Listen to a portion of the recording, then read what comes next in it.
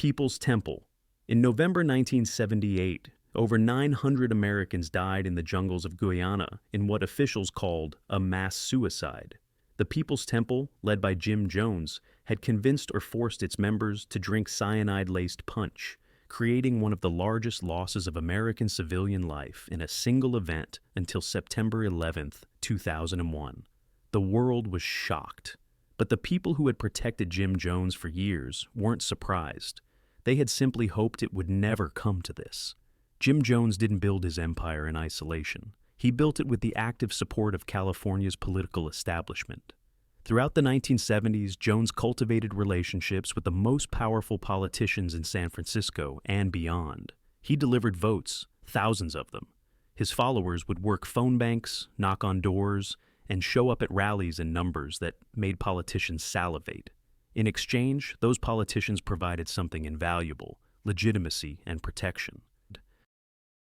San Francisco Mayor George Moscone appointed Jones to the city's Housing Authority Commission. Governor Jerry Brown praised him publicly.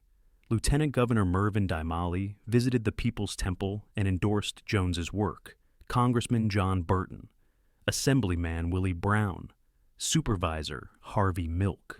The list of politicians who publicly embraced Jim Jones reads like a who's who of California progressive politics.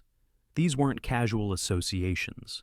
Willie Brown, who would later become San Francisco's mayor, called Jones a combination of Martin Luther King Jr., Angela Davis, Albert Einstein, and Chairman Mao.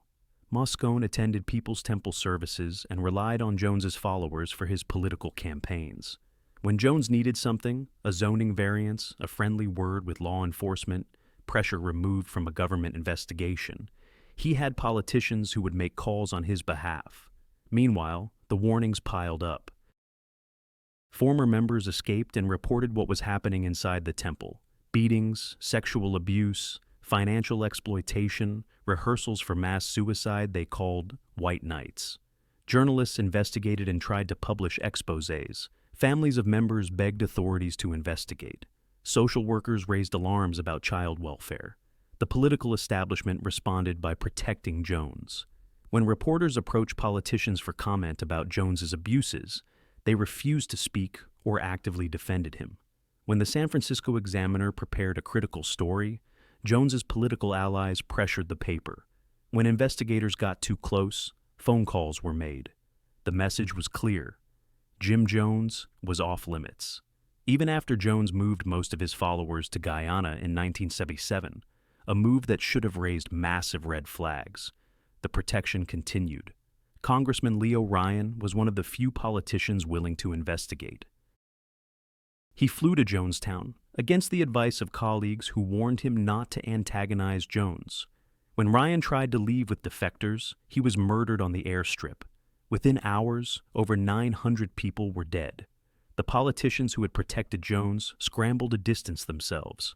Photos disappeared from offices. Campaign finance records were quietly amended. Willie Brown, who had praised Jones effusively just months before, claimed he had always had doubts. The network of protection that had enabled Jones for years dissolved into denials and convenient amnesia. The tragedy of Jonestown wasn't that no one knew.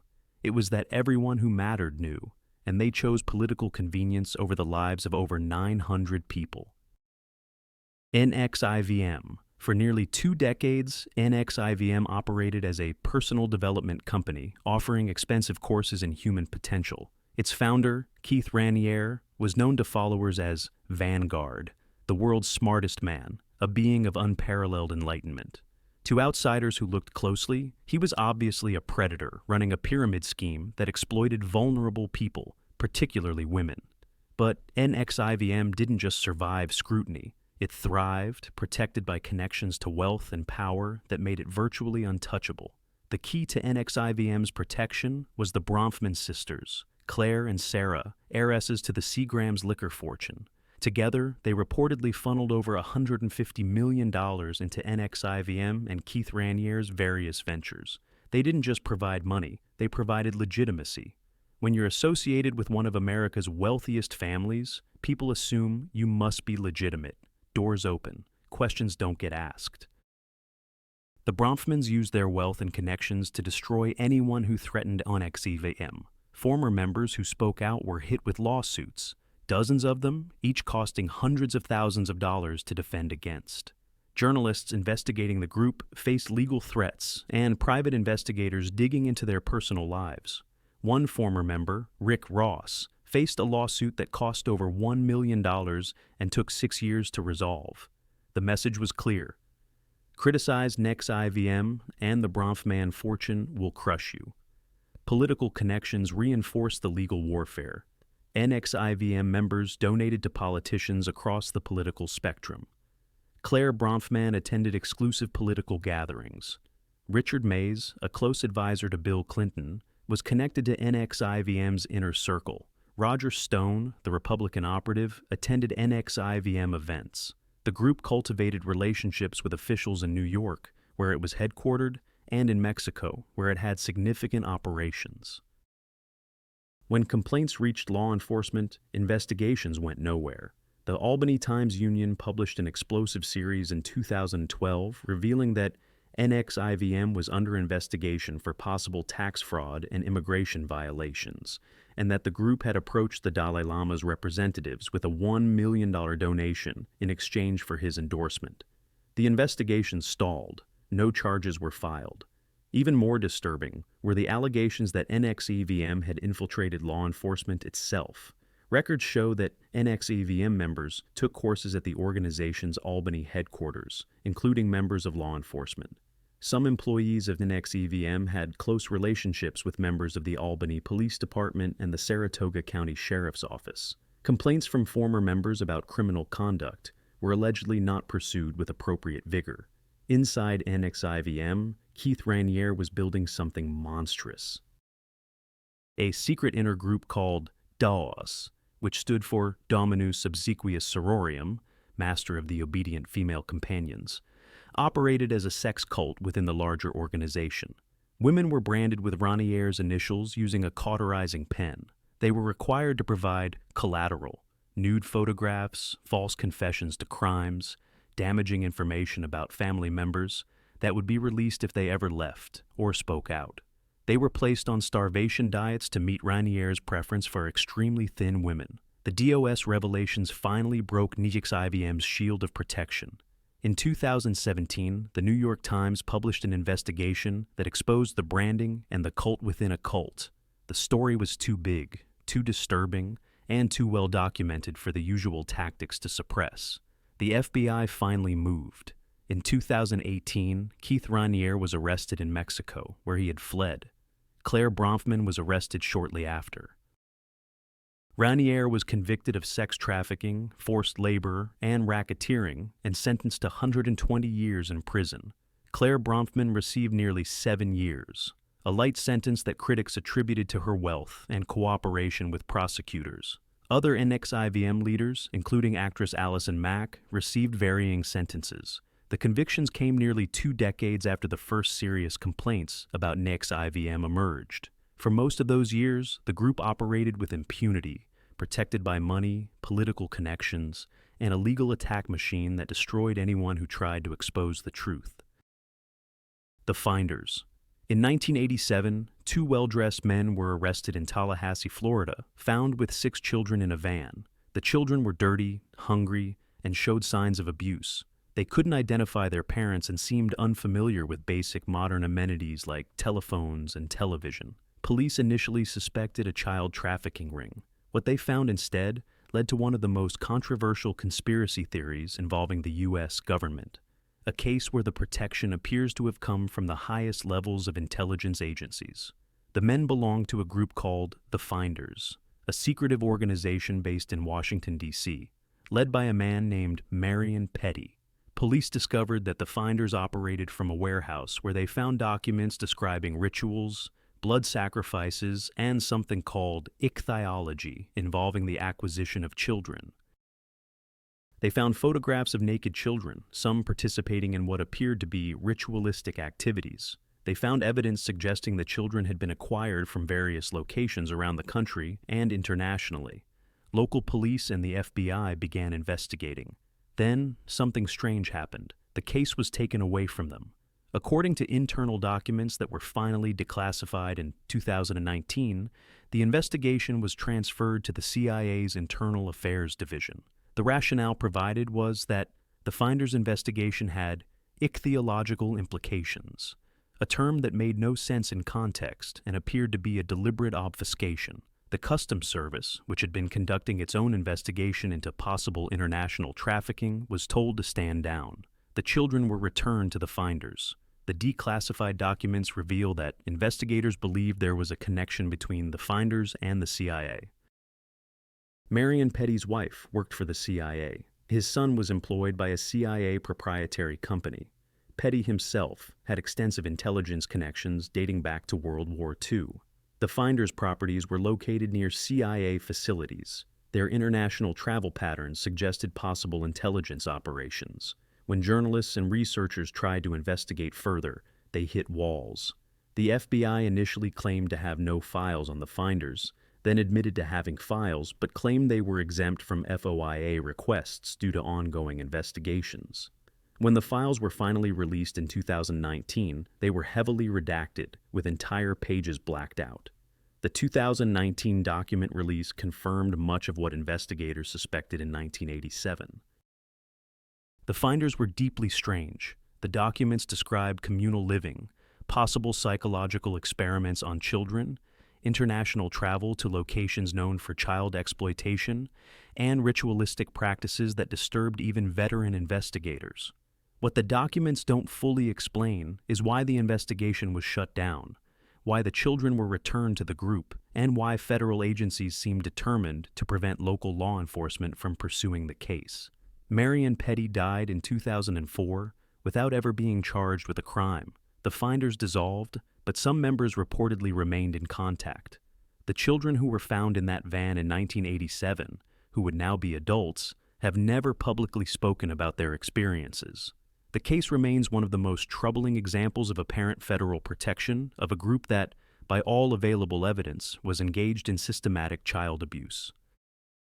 Whether that protection was due to intelligence connections, embarrassment about what an investigation might reveal, or something else entirely, the result was the same. A group that harmed children was shielded from consequences by the most powerful agencies in the United States government. Colonia Dignidad. In the mountains of central Chile, a German immigrant named Paul Schaefer built a compound that would become one of the most horrifying places on Earth. Colonia Dignidad, Dignity Colony, presented itself as a charitable agricultural commune run by devout Christians. In reality, it was a concentration camp, a torture center for political prisoners, and a pedophile's paradise. It operated for over 30 years under the active protection of the Chilean government, German authorities, and the Catholic Church. Paul Schaefer was a former Nazi who fled Germany in 1961 after being charged with sexually abusing children in his care at a church youth home. He established Colonia Dignidad in 1961, bringing hundreds of German followers to an isolated valley where he built a self-contained world that combined elements of a cult, a prison, and a factory. Inside the colony, residents lived under total surveillance. Families were separated, children from parents, husbands from wives. All communication with the outside world was forbidden. Sexual abuse of children was systematic, with Schaefer personally assaulting hundreds of boys over the decades. Adults were subjected to forced labor, beatings, electroshock, treatments, and psychological torture. Escape was nearly impossible. The compound was surrounded by fences, watchtowers, and armed guards. But Colonia Dignidad didn't survive for 3 decades just by isolating itself. It survived because it made itself useful to powerful people. When Augusto Pinochet seized power in Chile in 1973, Colonia Dignidad became a secret detention and torture center for the military dictatorship. Political prisoners were brought to the compound, interrogated, tortured, and killed. The colony's German efficiency was put to use in service of state terror. Some estimates suggest hundreds of Chileans were murdered at the colony, their bodies buried in mass graves or disposed of in ways that have never been fully documented. In exchange for these services, the Pinochet regime provided complete protection. Chilean authorities refused to investigate complaints from former members. they blocked German attempts to extradite Schaefer. They provided legal cover and diplomatic support. When journalists or human rights organizations raised concerns, the Chilean government dismissed them. German authorities were equally complicit. Despite knowing that Schaefer was a wanted child molester, the German embassy in Chile maintained friendly relations with the colony. German politicians visited and praised the humanitarian work being done. When former members escaped and reported the abuses, German officials declined to act, citing concerns about Chilean sovereignty and diplomatic relations. The Catholic Church, which had initially helped Schaefer establish the colony, continued to provide legitimacy. Church officials visited regularly. The colony was praised in Catholic publications. When survivors came forward with allegations of abuse, church authorities dismissed them or actively worked to suppress the information. The network of protection began to crack in the 1990s, after Chile's return to democracy. Former members testified about the horrors they had witnessed and experienced. Journalists documented the evidence of torture and murder. International pressure mounted. But even then, Schaefer evaded justice for years. He fled Chile in 1997 after finally being charged with child sexual abuse and was sheltered in Argentina. He wasn't captured until 2005, when Argentine police found him living openly in a Buenos Aires suburb. He was extradited to Chile, where he was convicted of child sexual abuse and sentenced to 20 years. He died in prison in 2010. The full scope of what happened at Colonia Dignidad is still being uncovered. Excavations have found mass graves. Documents have revealed the extent of collaboration with the Pinochet regime. Survivors continue to provide testimony about decades of abuse, but the protectors, the Chilean officials, the German diplomats, the church authorities who enabled Schaefer for over 30 years, have largely escaped accountability. Rajneeshis. In 1981, followers of the Indian guru Bhagwan Sri Rajneesh purchased a 64,000-acre ranch in rural Oregon and began building a city. Within 4 years, they would attempt to take over a county government through electoral fraud, poison hundreds of people in the largest bioterror attack in American history, and plan assassinations of government officials. Throughout it all, they were protected by politicians and lawyers who saw opportunity in their presence until the crimes became too big to ignore. The Rajneeshis, as they came to be known, transformed the small town of Antelope, Oregon, almost overnight. They incorporated a new city called Rajneeshpuram on their ranch, complete with an airport, shopping mall, and housing for thousands of followers. They wore distinctive red clothing, practiced free love, and worshipped a guru who collected Rolls Royces, eventually owning 93 of them. From the beginning, there were legal questions about whether a religious group could incorporate a city and effectively create a theocracy on American soil. Oregon officials raised concerns, local residents protested, but the Rajneeshis had lawyers, lots of them, and they used the legal system masterfully to delay, deflect, and intimidate anyone who challenged them. They also had political allies. Some Oregon politicians saw the Rajneeshis as economic developers bringing investment to a rural area. Others were ideologically sympathetic to their message of spiritual freedom. Still others were simply intimidated by the group's willingness to file lawsuits and stage confrontations. Whatever the reason, the political establishment was slow to act against obvious violations of the separation of church and state. Inside Rajneeshpuram, something darker was developing. Ma Anand Sheela, the guru's personal secretary who effectively ran the organization, built a surveillance apparatus that monitored all communications in and out of the commune. She assembled a security force that was armed and trained. She established a laboratory that would later be found to contain salmonella bacteria, HIV samples, and the materials needed to produce biological weapons. In 1984, facing an election they feared they might lose, the Rajneeshis implemented a plan to suppress voter turnout in Wasco County. First, they bussed in thousands of homeless people from across the country, registering them to vote in Oregon. When local officials challenged this obvious fraud, the Rajneeshis pivoted to a more sinister approach. They contaminated salad bars at 10 restaurants in the Dalles with salmonella bacteria, sickening 751 people. The poisonings were initially attributed to poor food handling. Public health officials didn't seriously consider intentional contamination. The possibility seemed too outlandish. The Rajneeshis' role wasn't confirmed until a year later, when the organization collapsed and former members began talking. The collapse came in 1985, when Sheila fled the country amid internal power struggles. She later alleged that Bhagwan himself had ordered many of the crimes, including a plot to assassinate the U.S. Attorney for Oregon. Bhagwan claimed he knew nothing about any criminal activity, that Sheila had acted entirely on her own. He attempted to flee the country, but was arrested on immigration fraud charges.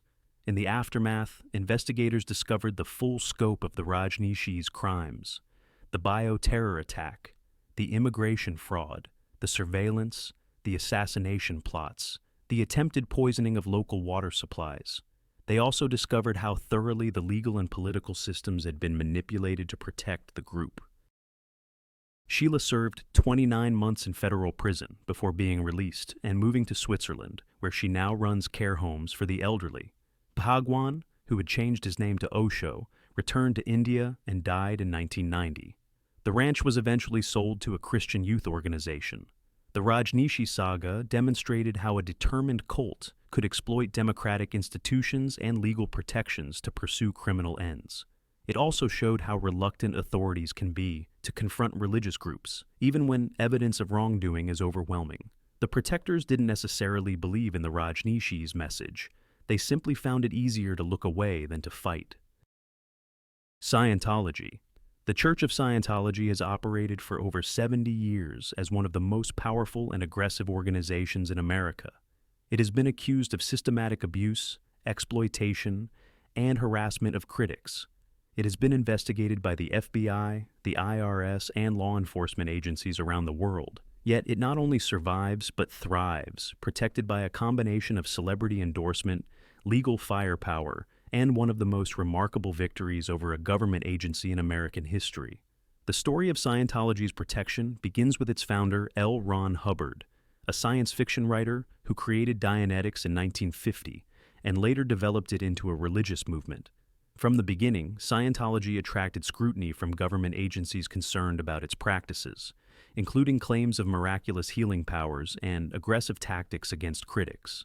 The FDA raided Scientology facilities. The IRS revoked its tax-exempt status. The FBI investigated it as a potential criminal enterprise. Scientology responded with a strategy it called fair game: the systematic harassment and destruction of anyone deemed an enemy of the organization. Critics were followed by private investigators. Their personal lives were exposed. They were hit with lawsuits. They lost their jobs.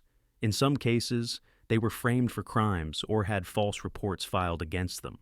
The organization also launched a massive infiltration operation against the U.S. government. In the 1970s, Scientology's intelligence arm, the Guardian's Office, placed agents in the IRS, the Justice Department, and other agencies. They stole documents, monitored investigations, and worked to undermine anyone pursuing action against Scientology. When the operation was discovered in 1977, it led to the conviction of 11 Scientology officials, including Hubbard's wife, Mary Sue. But the convictions only temporarily slowed Scientology's protection strategy. The organization regrouped and launched an unprecedented assault on the IRS. Scientology filed over 200 lawsuits against the agency and its individual employees. Private investigators dug into the personal lives of IRS officials. Scientology-affiliated journalists wrote critical stories about the agency. The pressure was relentless, coordinated, and expensive. Scientology reportedly spent tens of millions of dollars on the campaign. In 1993, the IRS surrendered. In a secret agreement that has never been fully disclosed, the agency granted Scientology tax-exempt status as a religion and reportedly forgave approximately $1 billion in back taxes. IRS officials who participated in the negotiations later described being worn down by the legal assault. Scientology had achieved what no other organization has ever accomplished. It defeated the IRS through sheer aggression. The tax exemption transformed Scientology's position. As a recognized religion, it gained constitutional protections that made investigation and prosecution far more difficult. Allegations of abuse could be framed as religious persecution. Financial exploitation became protected religious practice. The organization's most controversial practices were shielded behind the First Amendment. Celebrity members provided another layer of protection. Tom Cruise, John Travolta, and other Hollywood stars gave Scientology visibility and legitimacy. Politicians who might otherwise investigate the organization had to consider the backlash from attacking the religion of beloved entertainers. Media outlets that might publish critical stories had to weigh the access they might lose to major celebrities. Former members who have spoken out describe a world of surveillance, coerced labor, family separation, and psychological abuse. They describe being followed, harassed, and threatened when they tried to leave. They describe a system of internal justice that imprisons members in facilities called the Rehabilitation Project Force, where they perform hard labor and undergo intensive processing to correct their thinking. Law enforcement has occasionally attempted to investigate these allegations. In 2009, the FBI opened an investigation into human trafficking at Scientology's international headquarters. Former members provided extensive testimony about forced labor, physical abuse, and imprisonment. The investigation lasted years, but resulted in no charges. Former agents have suggested that the complexity of the case, Scientology's legal resources, and concerns about religious freedoms protections made prosecution impractical. Scientology continues to operate today, its protection network intact. Its tax exemption remains in place. Its celebrity members continue to provide cover. Its legal attack machine continues to threaten critics. It has expanded internationally, building massive facilities in cities around the world. The allegations of abuse continue, but the protections hold. Children of God. The Children of God, later known as the Family International, was one of the most prolific and geographically dispersed cults of the 20th century. At its peak, it had tens of thousands of members living in communities across more than 100 countries. It openly practiced pedophilia as a religious sacrament. Its literature contained explicit instructions for the sexual abuse of children, and for decades it was protected by a combination of geographic dispersion, legal maneuvering, and connections to powerful people who either shared its beliefs or found its members useful. The group was founded in 1968 by David Berg, a former Christian minister who came to be known as Moses David, or Mo. Berg's teachings evolved over time into an increasingly bizarre theology that centered on sex. He taught that all forms of sexual expression were sanctioned by God, including sex between adults and children. He formalized this teaching in publications called Mo Letters, which were distributed to members and included detailed instructions and illustrations of sexual acts with minors. The practice known as flirty fishing encouraged female members to use sex to recruit new members and curry favor with influential people. Women were sent to seduce businessmen, politicians, and officials who might be useful to the organization. In some countries, flirty fishing brought the group into contact with powerful men, who then had personal reasons to protect it. Berg operated the cult from hiding, moving between countries to avoid prosecution. The organization's structure was deliberately fragmented, with semi-autonomous communities operating under different names in different locations. When legal pressure mounted in one country, members could simply relocate to another. This geographic dispersion made coordinated law enforcement action nearly impossible. Children raised in the group experienced systematic sexual abuse. Second-generation survivors have testified about being abused from infancy, about watching their parents participate in orgies, about being shared with adult members as part of religious rituals. The trauma was compounded by the group's isolation from mainstream society. Children had no framework for understanding that what was happening to them was wrong. When survivors began speaking out in the 1990s, the organization faced legal challenges in multiple countries, but prosecutions were complicated by the international nature of the group, statutes of limitations that had often expired, and the difficulty of proving specific crimes that occurred years earlier in multiple jurisdictions. Berg died in 1994, never having faced justice for the system of child abuse he created. His wife, Karen Zerbe, took over leadership and attempted to reform the organization's image.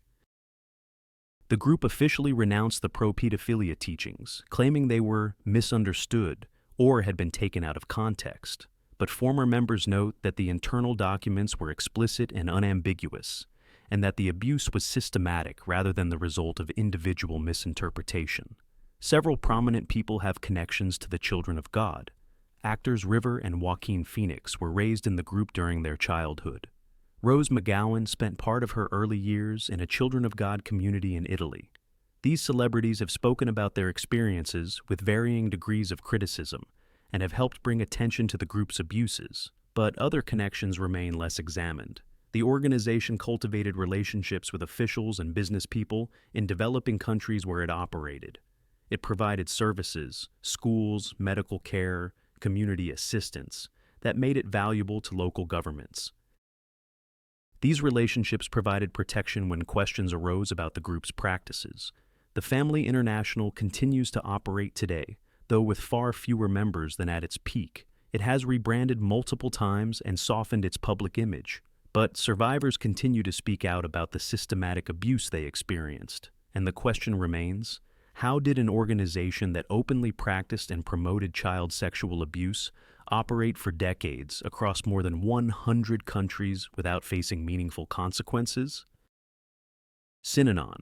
Synanon began in 1958 as a drug rehabilitation program in Santa Monica, California.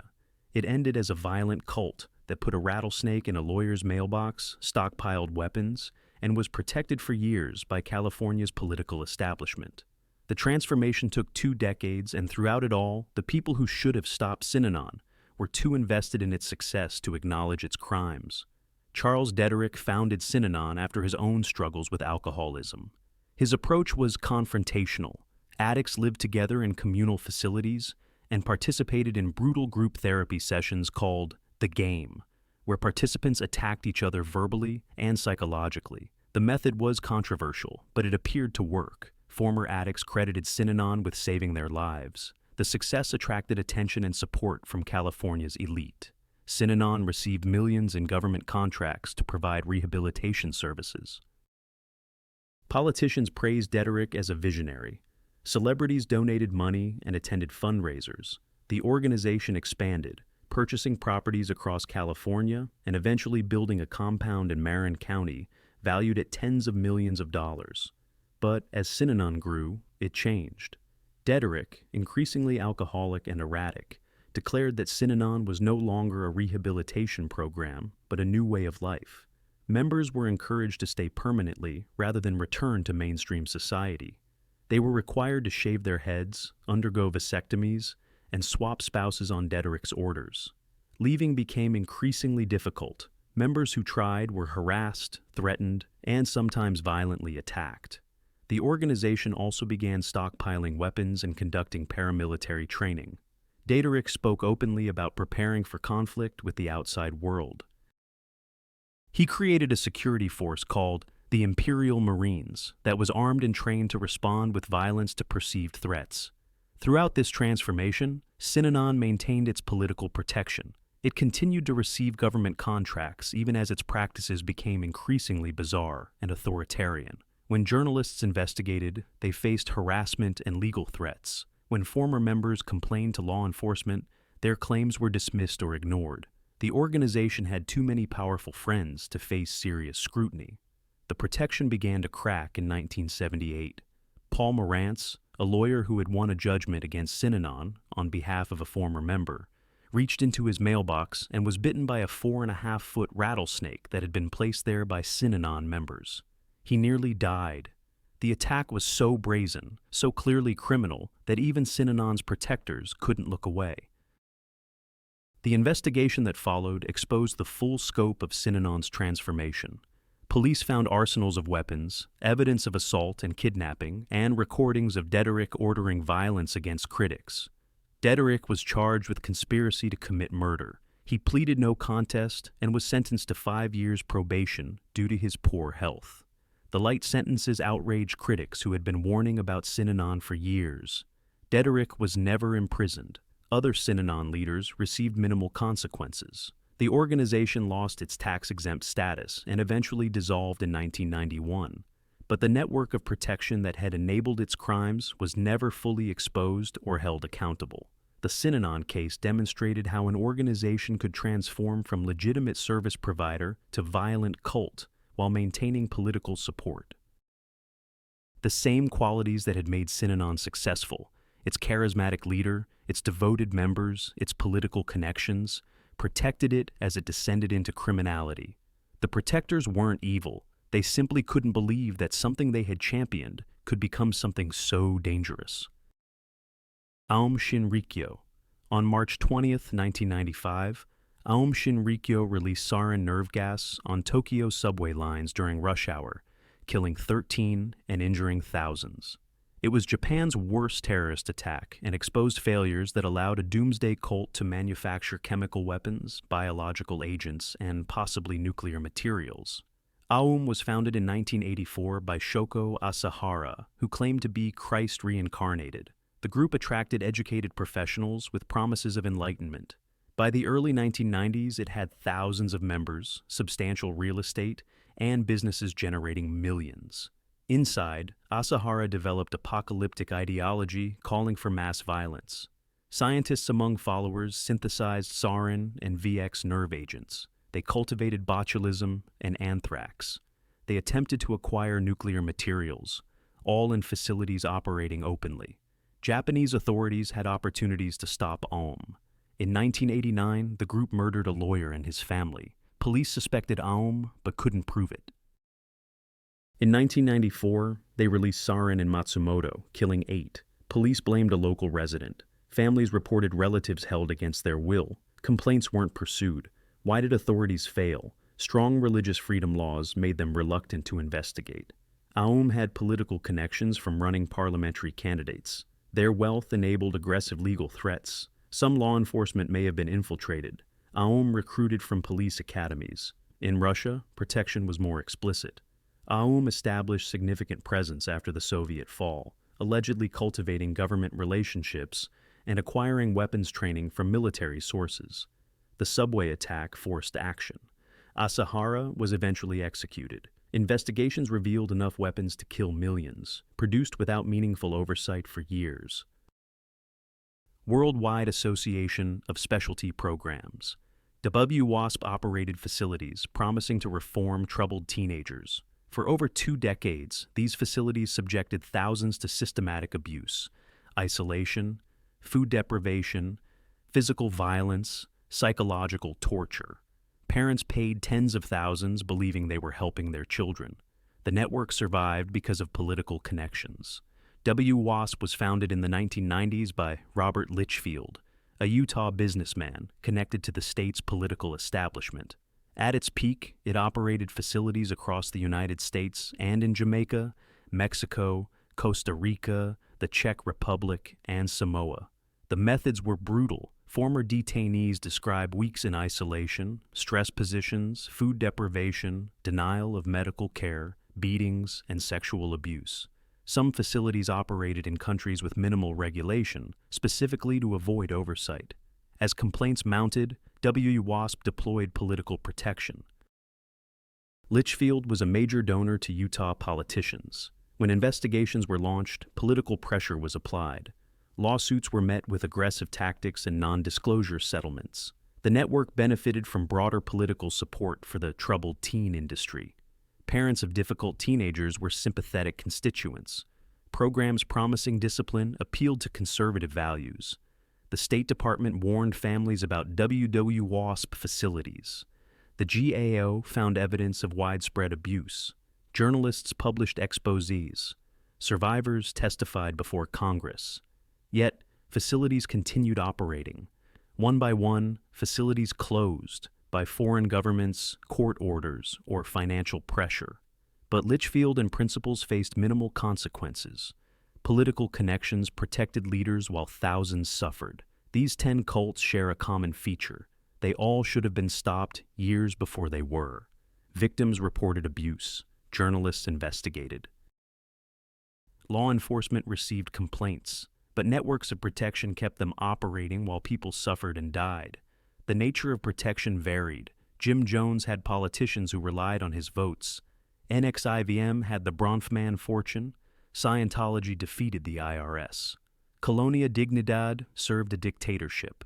Each found its own path to protection.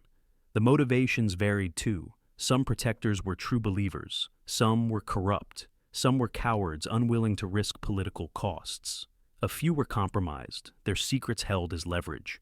But the result was always the same: victims not believed, investigations that went nowhere, and cults that continued operating while evidence accumulated. The most disturbing pattern is how long protection lasted even after evidence became overwhelming. People's Temple was investigated before Jonestown. NXIVM's branding was known years before exposure.